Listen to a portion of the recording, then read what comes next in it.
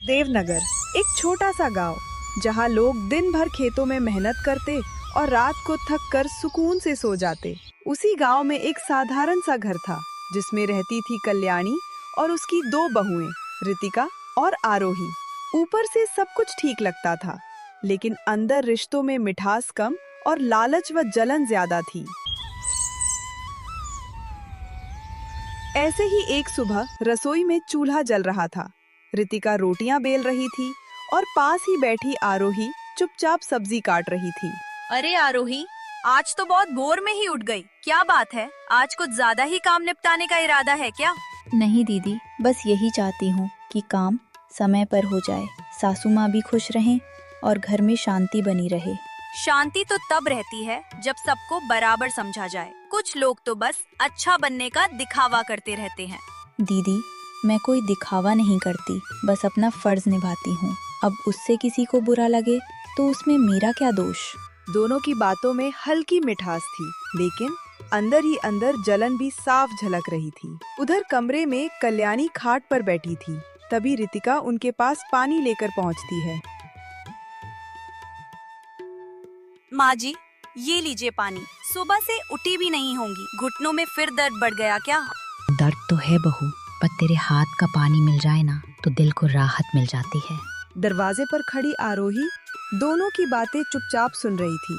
फिर अचानक वो चलती हुई अंदर आती है और बोलती है, माँ जी, मैंने सरसों का तेल गरम किया है, आज आपके पैर दबा दूंगी। आप सबका ख्याल रखती हैं, थोड़ा अपना भी रखिए।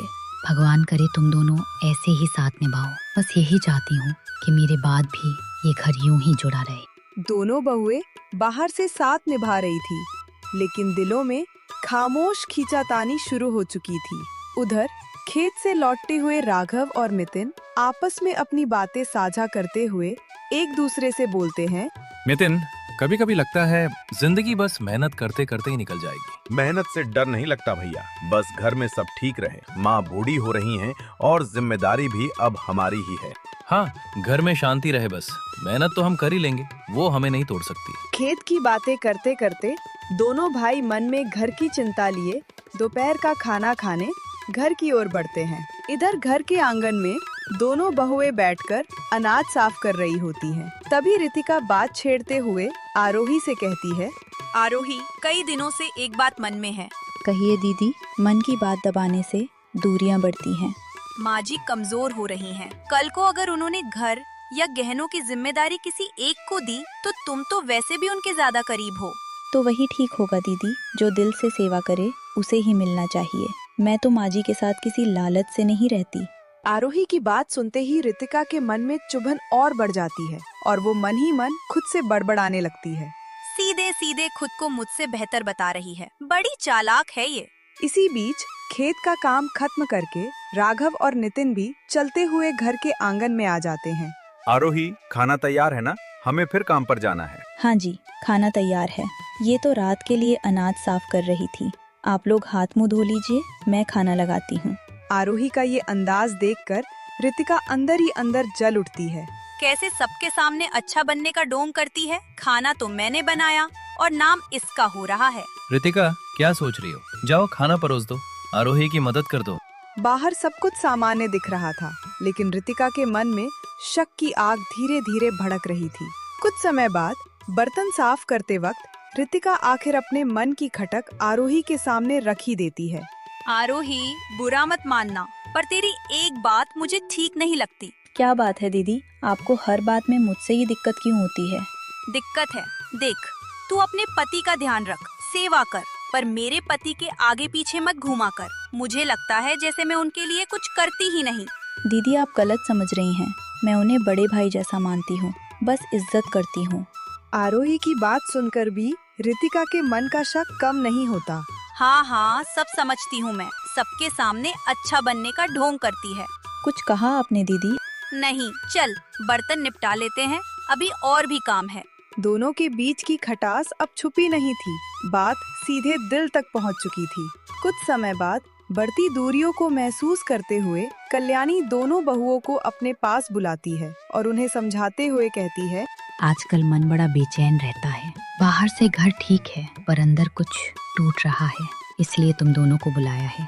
मन की बात दबाओगी तो इतनी जहर बन जाएगी। मुझे तुम दोनों में जलन महसूस होती है। संभल जाओ, नहीं तो घर बिखर जाएगा।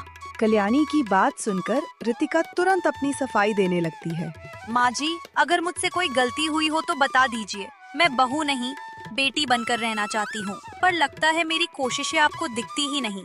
दिखना और महसूस होना अलग बात है बहू, पर तेरे मन में ये बात आई क्यों? जब मैं आई थी यही चाहा था कि ये घर मेरा हो, पर अब हर बात में आरोही आगे दिखती है। डर लगता है कहीं मैं पीछे ना रह जाऊं। आरोही चुपचाप खड़ी सब सुनती रही, फिर धीरे से बोलती है। माँ जी, मैं आगे बढ़ने के लिए कुछ नहीं करती, बस आपका सहारा बनना चाहती हूँ। अगर मेरी वजह से दीदी को दुख होता है तो ये मेरे लिए सबसे बड़ा दर्द है। रिश्ते तब बिगड़ते हैं जब तुलना शुरू हो जाती है। कोई बोल कर निभाता है, कोई चुप रहकर, पर ऊपर वाला सब देख रहा है। चुप रहना भी कभी कभी चाल होती है माँ जी। आजकल चुप लोग ही ज्यादा समझदार बनते हैं। और ज्यादा बोलना भी कभी कभी स्वार्थ छुपाने का तरीका होता है दीदी। मैं चुप हूँ क्योंकि रिश्ते बचाना चाहती हूँ, जीतना नहीं। बस अब एक दूसरे को ताने देना बंद करो। अगर मुझे फैसला करना पड़ा तो वो दिखावे से नहीं, सच्चाई से होगा। कल्याणी की बातों के बाद भी रितिका के मन का डर और शक जरा भी कम नहीं होता। रात को अपने कमरे में रितिका आखिरकार राघव के सामने अपने मन का डर खोल कर रख देती है।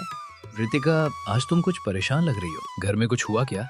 परेशान नहीं हूँ, डर लग रहा है। डर इस बात का कि कहीं मैं सब कुछ खो ना दूं। वो धीरे धीरे सबका दिल जीत रही है और मैं बस देख रही हूँ। कौन? आरोही? फिर से वही बात। तुम बेवजह गलत सोच रही हो। दिल जीतना कोई गलती नहीं होती। दिल जीतना नहीं, हक छीनना गलत होता है। आज दिल जीतेगी, कल गहने, फिर घर, और एक दिन मुझे ही पराया कर देगी। और आप हमेशा उसी का साथ देते हैं। बस करो रितिका, ये शक एक दिन तुम्हें ही जला देगा। रितिका के मन का डर अब बढ़ता जा रहा था और वही डर उसे अंदर ही अंदर कमजोर कर रहा था। अगली सुबह मंदिर में कल्याणी गांव की औरतों से अपने मन की बातें करते हुए कहती है। भगवान के सामने आकर मन अपने आप हल्का हो जाता है। सही कहा बहन, वहाँ ना लालच रहता है ना जलन, बस सच्चाई रहती। वैसे आज तेरी छोटी बहू नहीं आई? मैंने ही मना किया। हर वक्त साथ रहना जरूरी नहीं होता, कभी दूरी भी जरूरी होती है ताकि इंसान समझ सके। पर मानना पड़ेगा, तेरी छोटी बहू में बहुत धैर्य है, सब कुछ चुपचाप सह लेती है। चुप रहना कमजोरी नहीं, पर ज्यादा चुप्पी एक दिन फूट भी जाती है और मैं नहीं चाहती मेरे घर में ऐसा हो। बुरा मत मानना काकी, पर बड़ी बहू के मन में डर साफ दिखता है। उसे लगता है उसका हक छिन जाएगा। हाँ, डर इंसान को अंधा कर देता है और वही अंधापन रिश्तों को खत्म कर देता है। मैं माँ हूँ, दोनों का दर्द समझती हूँ, पर लालच और डर में फर्क समझना भी जरूरी है। कुछ पल चुप रहकर कल्याणी मंदिर की ओर देखते हुए भगवान से प्रार्थना करते हुए कहती है।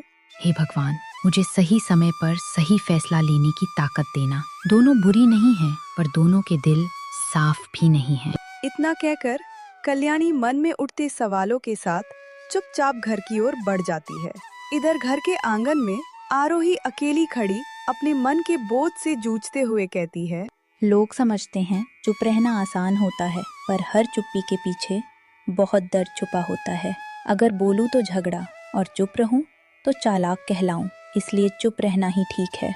इतना सोचकर आरोही एक पल के लिए चुप हो जाती है। फिर उसकी नजर धीरे से सास के कमरे की ओर उठती है।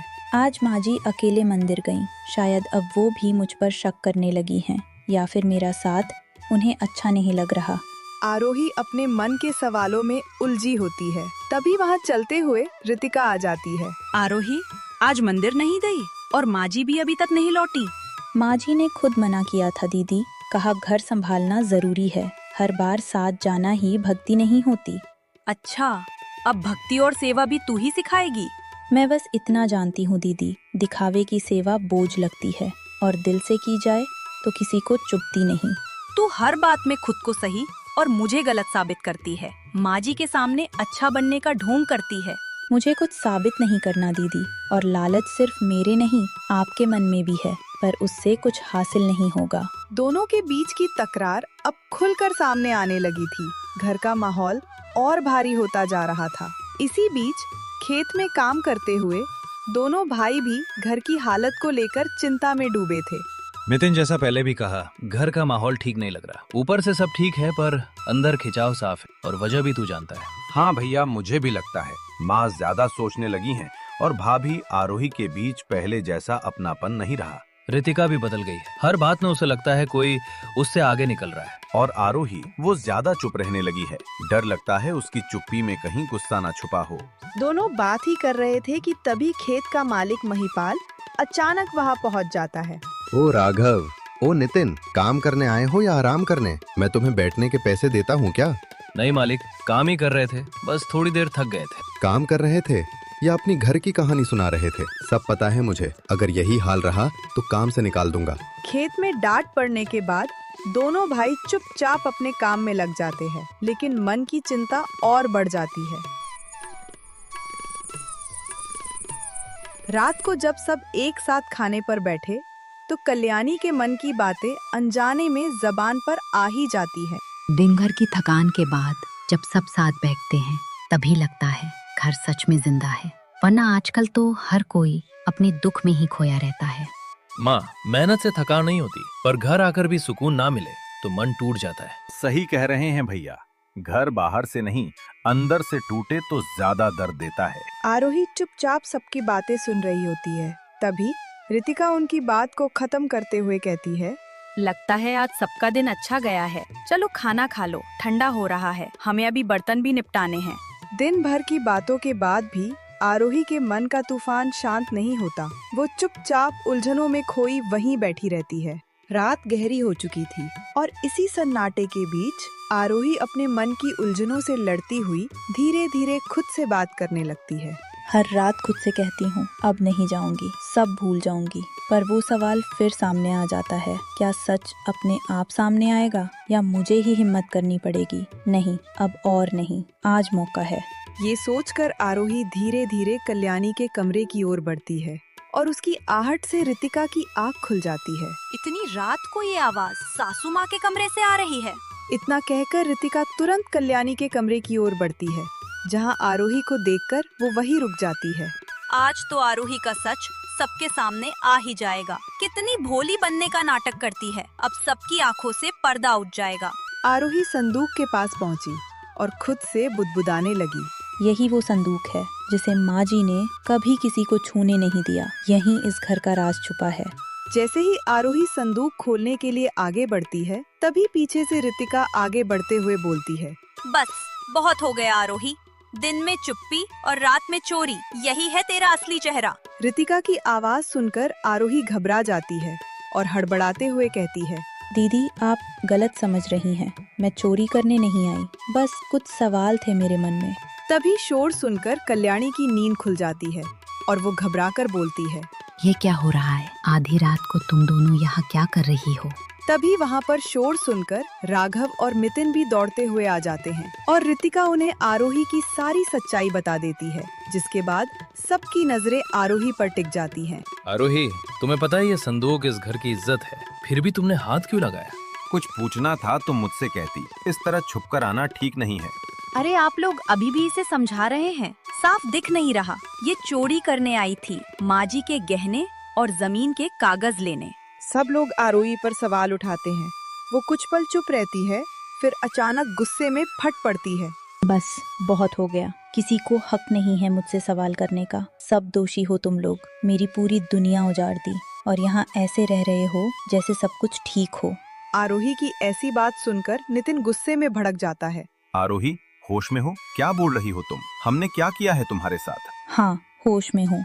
अब ये अच्छे बनने का नाटक बंद करो, घिन आती है मुझे। नितिन, आपसे लगाव है मुझे, पर मेरा मकसद मुझे आपसे भी नफरत करने पर मजबूर करता है। आप लोगों ने मेरे माँ बाप छीन लिए और यहाँ चैन से जी रहे हो। वाह, चोरी करते पकड़ी गई, अब नया नाटक शुरू।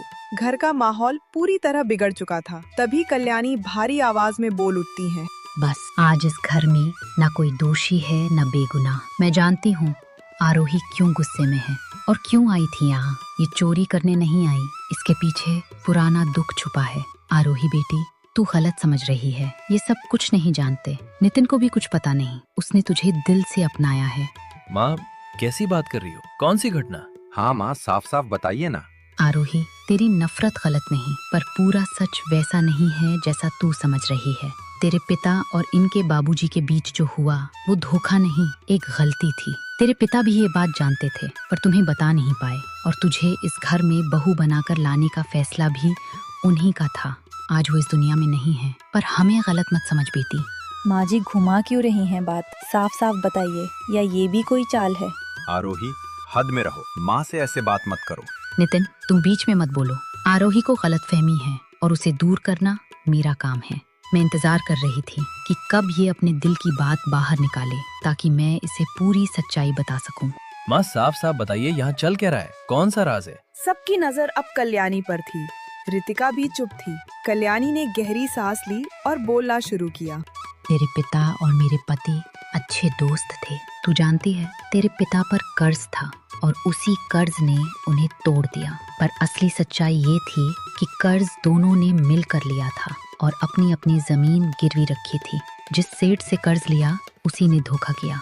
कागजों पर चालाकी से तेरे पिता का अंगूठा लगवाया और झूठ बोल दिया कि मेरे पति का भी लग चुका है, पर असल में ऐसा नहीं था, और उसी धोखे से तेरे पिता की जमीन छिन गई। ये सब मुझे पता है, पर ये भी सुना है कि आपके पति भी उस सेठ से मिले हुए थे। अगर ऐसा नहीं है तो सबूत क्या है? अगर हमने धोखा किया होता तो आज हम भी सुख में होते। मेरे बेटे मजदूरी ना कर रहे होते। और अगर फिर भी भरोसा नहीं तो खुद देख ले संदूक में, वहाँ सिर्फ सच्चाई रखी है। रितिका बहू, जा संदूक से कागज निकाल कर ला। रितिका तुरंत संदूक की ओर बढ़ती है और उसमें से कागजात निकालकर आरोही के हाथ में थमा देती है, लेकिन उनमें उसके पिता की जमीन का कोई जिक्र नहीं होता, जिससे आरोही का भ्रम टूट जाता है और उसकी आंखें भर आती हैं। मेरे पिता कमजोर नहीं थे, उन्होंने बहुत संघर्ष किया, पर उन्हें गलतफहमी हो गई थी। उन्हें लगा उनके दोस्त ने ही धोखा दिया और उसी दुख में उन्होंने जीना छोड़ दिया, और उनके बाद माँ भी मुझे छोड़कर चली गई। आरोही का दर्द सुनकर सबका दिल पिघल जाता है और रितिका की आंखों में उसका पछतावा साफ झलकने लगता है।